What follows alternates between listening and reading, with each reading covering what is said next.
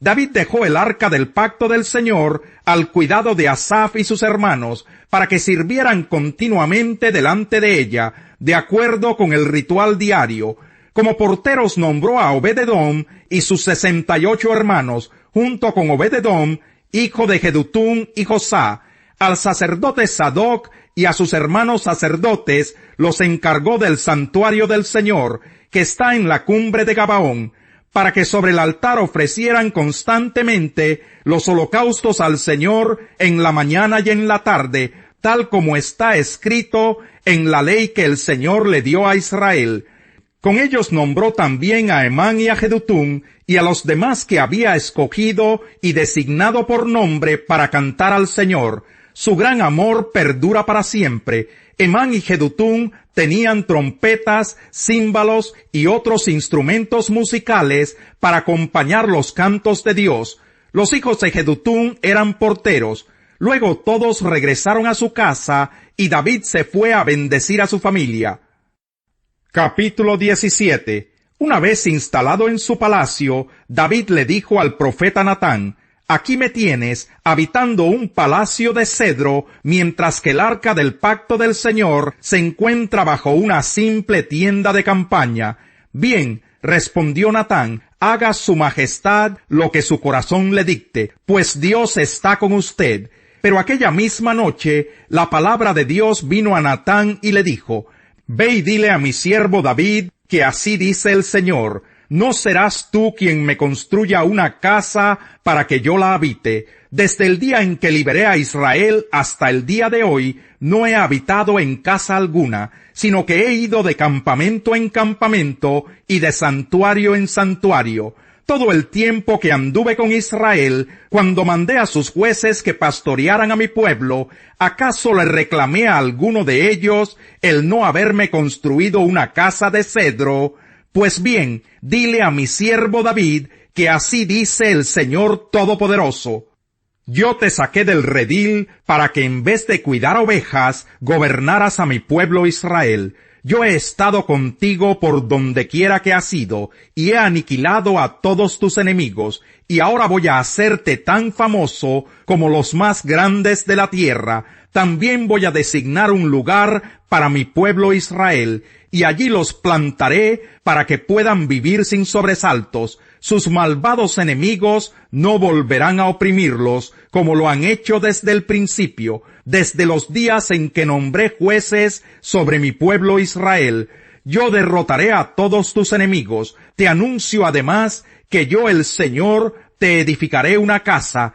Cuando tu vida llegue a su fin y vayas a reunirte con tus antepasados, yo pondré en el trono a uno de tus descendientes, a uno de tus hijos, y afirmaré su reino. Será él quien construya una casa en mi honor, y yo afirmaré su trono para siempre. Yo seré su padre, y él será mi hijo. Jamás le negaré mi amor, como se lo negué a quien reinó antes que tú. Al contrario, para siempre lo estableceré en mi casa y en mi reino, y su trono será firme para siempre. Natán le comunicó todo esto a David, tal como lo había recibido por revelación. Luego el rey David se presentó ante el Señor y le dijo: Señor y Dios, ¿quién soy yo y qué es mi familia para que me hayas hecho llegar tan lejos? Como si esto fuera poco, Señor y Dios, has hecho promesas a este siervo tuyo en cuanto al futuro de su dinastía.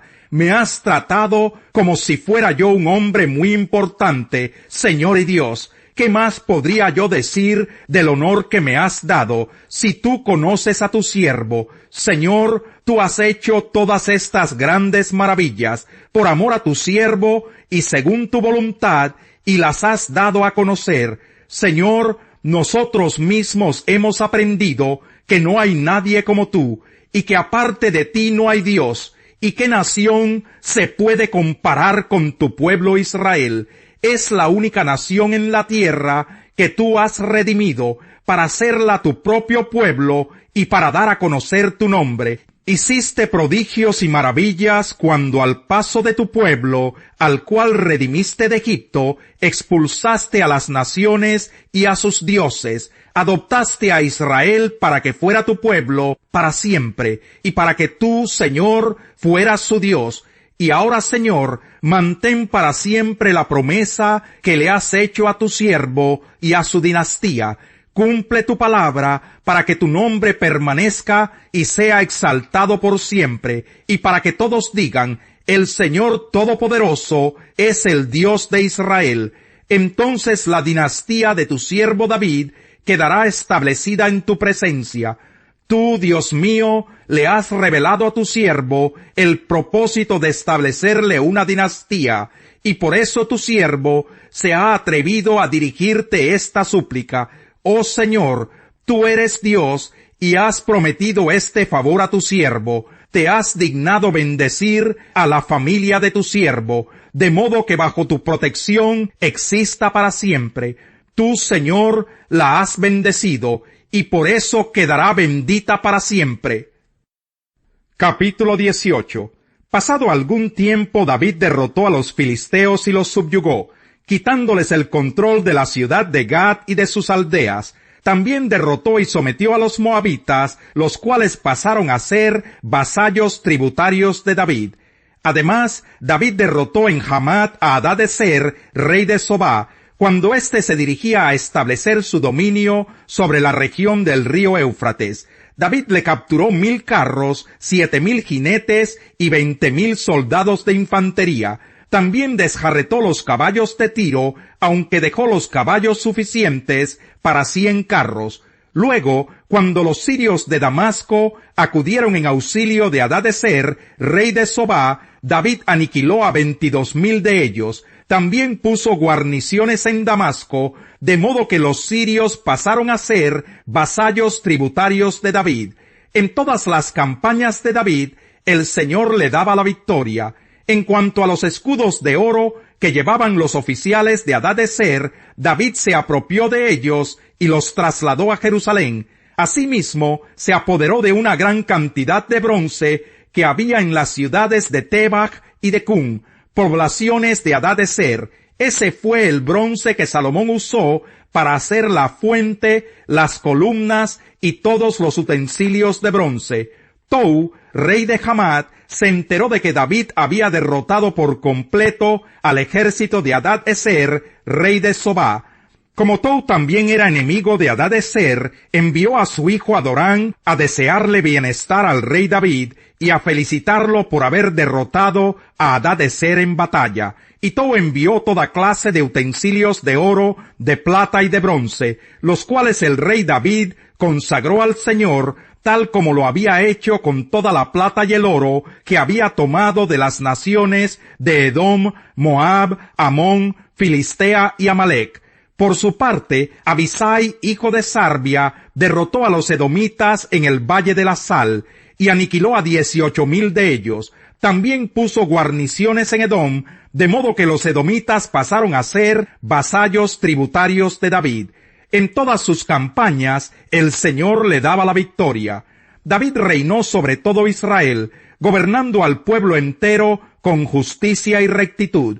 Joab, hijo de Sarbia, era general del ejército. Josafat, hijo de Ahilud, era el secretario. Sadoc, hijo de Ahitob, y Ahimelech, hijo de Abiatar, eran sacerdotes. Sabsa era el cronista. Benaías, hijo de Joyadá, estaba al mando de los soldados quereteos y peleteos, y los hijos de David ocupaban los principales puestos junto al rey. Capítulo 2. Por tanto, no tienes excusa tú, quien quiera que seas, cuando juzgas a los demás, pues al juzgar a otros, te condenas a ti mismo, ya que practicas las mismas cosas. Ahora bien, sabemos que el juicio de Dios contra los que practican tales cosas se basa en la verdad. ¿Piensas entonces que vas a escapar del juicio de Dios, tú que juzgas a otros y sin embargo haces lo mismo que ellos?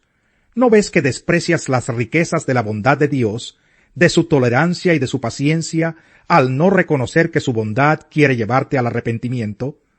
Pero por tu obstinación, y por tu corazón empedernido sigues acumulando castigo contra ti mismo para el día de la ira, cuando Dios revelará su justo juicio. Porque Dios pagará a cada uno según los que merezcan sus obras. Él dará vida eterna a los que perseverando en las buenas obras buscan gloria, honor e inmortalidad. Pero los que por egoísmo rechazan la verdad para aferrarse a la maldad, recibirán el gran castigo de Dios. Habrá sufrimiento y angustia para todos los que hacen el mal, los judíos primeramente y también los gentiles, pero gloria, honor y paz para todos los que hacen el bien, los judíos primeramente y también los gentiles, porque con Dios no hay favoritismos.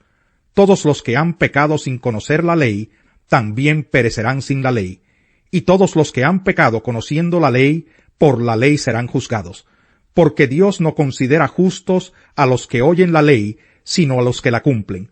De hecho, cuando los gentiles que no tienen la ley cumplen por naturaleza lo que la ley exige, ellos son ley para sí mismos, aunque no tengan la ley. Estos muestran que llevan escrito en el corazón lo que la ley exige, como lo atestigua su conciencia, pues sus propios pensamientos algunas veces los acusan y otras veces los excusan.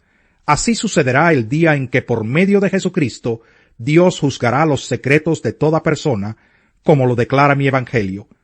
Ahora bien, tú que llevas el nombre de judío, que dependes de la ley y te jactas de tu relación con Dios, que conoces su voluntad y sabes discernir lo que es mejor porque eres instruido por la ley, que estás convencido de ser guía de los ciegos y luz de los que están en la oscuridad, instructor de los ignorantes, maestro de los sencillos, pues tienes en la ley la esencia misma del conocimiento y de la verdad. En fin, tú que enseñas a otros, ¿no te enseñas a ti mismo? Tú que predicas contra el robo, ¿robas? Tú que dices que no se debe cometer adulterio, ¿adulteras? Tú que aborreces a los ídolos, ¿robas de sus templos? Tú que te jactas de la ley, ¿deshonras a Dios quebrantando la ley? Así está escrito: por causa de ustedes se blasfema el nombre de Dios entre los gentiles. El Señor es Rey eterno, los paganos serán borrados de su tierra. Tú, Señor, escuchas la petición de los indefensos, les infundes aliento y atiendes su clamor. Tú defiendes al huérfano y al oprimido, para que el hombre hecho de tierra no siga ya sembrando el terror. El que adquiere cordura a sí mismo se ama, y el que retiene el discernimiento prospera. El testigo falso no quedará sin castigo, el que difunde mentiras perecerá,